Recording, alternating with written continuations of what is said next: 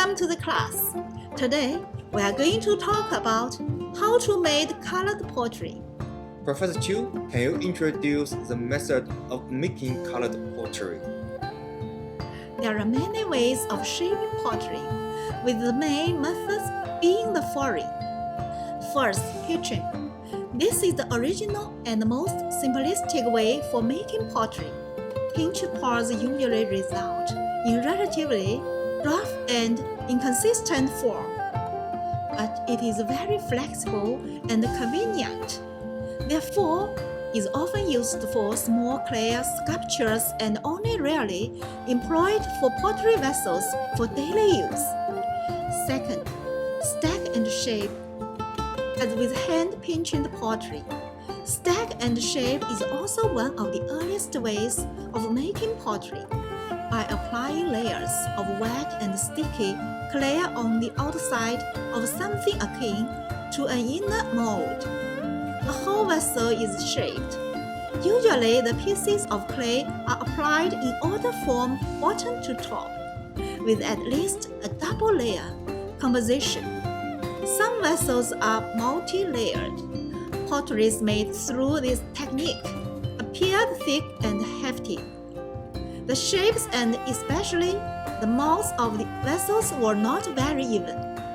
From archaeological findings and studies, evidence supports that stack and shape was used more than 6,000 to 7,000 years ago and was gradually replaced by the curling technique. Third, curling. Pottery clay is first made into coils and then placed on top of one another in a circular fashion. Paddles and other tools were used to flatten and smooth the exterior and interior, and to accurately shape the vessel. Not only were most Neolithic pottery made this way, some minority nationality groups in China today still employ this method for pottery making. Why there are traces of waste on the bottom of the pottery?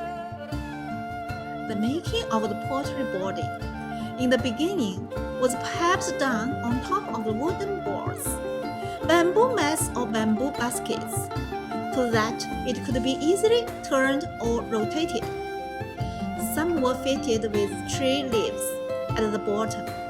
Thus, the imprints of wings of leaves on the base of pottery vessels.